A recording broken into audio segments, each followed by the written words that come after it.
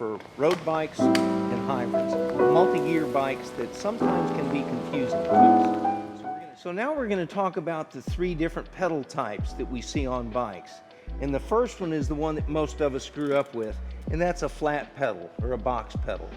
And a flat pedal works, and it really rarely generates feelings of fear in people when they're using them because they feel like, well, I'm not connected.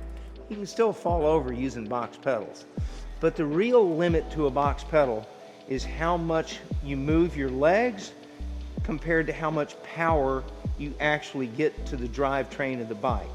So what I can do here is, as I'm pushing down on the bike or on the pedal, I can actually give power from about this position to this position, and the rest of the time my leg is just moving, but I'm not putting power to the drivetrain.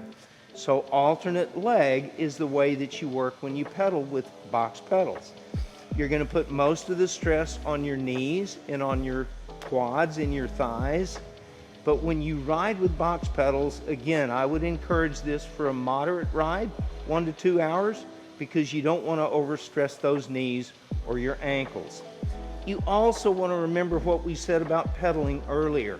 You don't want to pedal in slow motion against a lot of resistance.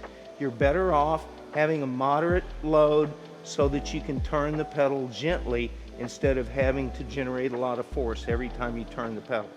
So that's how box pedals work. So back in the late 1800s, when they had first invented the bike and started working with cycling and bicycle racing, they developed what was called a toe clip. Back then they were metal cages. Now of course we've got plastic and everything, but a toe clip was a way to attach your foot to the pedal so that you could get that benefit of being in direct contact with the drivetrain, and all of the motion of your legs go straight into the pedal.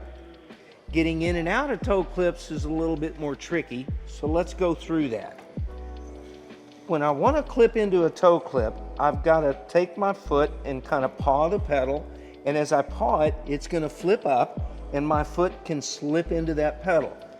Make sure that the shoes that you're using have got a fairly flat sole, because if the shoe has ridges on that sole, it's not going to slip in and out of that pedal well. Okay? Now again, for me, I like to put my right foot down when I start, so when I put my left foot in, I immediately tighten it up by pulling up on the strap. To loosen it, you just push down on that metal tab. Okay? Pull up on it to tighten, push down on it to loosen. So when I first started using toe clips, I didn't tighten the right foot. I was afraid of falling down, I'll admit that. I had to use training wheels till I was 9. I know what it's like to be scared of the bike, okay? And I was scared of it. So I made sure that when I got in with that right foot, I just slipped my toe and the toe of the foot in there. And you want to have the toe clip set up so that the ball of your foot is straight above the spindle on the pedal. That way you're getting good motion and good pressure on the pedal. So I would just pedal, and I could easily, when I came to stop, I could slip out of that one and put that right foot down. So if you're new to toe clips, you don't have to tighten both of them. Just tighten the one that you don't pull out during the ride. Leave the other one open.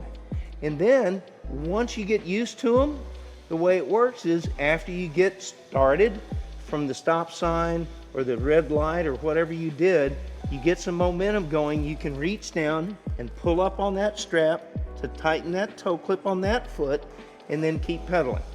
But remember what we said about stop and start rituals. What you want to do when you come to the stop is, before you get there, reach down and push that tab down so you can take that foot out and put it down when you stop. So now we get to one of those humorous things. They're called clipless pedals. And you only understand they're clipless because they don't have toe clips on them if you've been around enough to deal with toe clips. But a lot of people go, well, but I clip into them. Why are they called clipless pedals? They're called that because they don't have toe clips. But what they do have is they have all the advantages of that toe clip, of being attached to the drivetrain with a new benefit. You saw how much work we had to do to get in and out of toe straps. If I want to get out of this pedal, all I do is turn my heel out and I'm out in a second. And if I want to go back in, I'm back in a second. So they're very easy to get into and out of when you're riding the bike. When you have never had these pedals before, just like we said before, parking lots are a great place to practice. Getting in and out of the pedals, starting and stopping, and getting used to your routine for how you're going to stop and how you're going to clip in and clip out. One of the things that's very important here is that you learn how to get in and out of your pedals without looking down. Because when you're riding the bike, the hazards in front of you are much more dangerous, and you need to be paying attention to those. Also, just common sense, the cleats underneath your shoe and looking down is not going to make it any easier to clip in and out. So you need to get used to it by feel. And one of the ways you can do that is when you're on a ride, you're on a straight road, it's flat, you're going to be going for a while, stop pedaling, unclip one foot, and then stick it back in there, and you're going to have to do it by feel. Toe down, heel up. You engage that cleat into the pedal and then push your heel down to clip in. When you want to clip out, you just pull that heel out to the side, and like I said, toe down, heel up. All right? Get out there, ride that bike.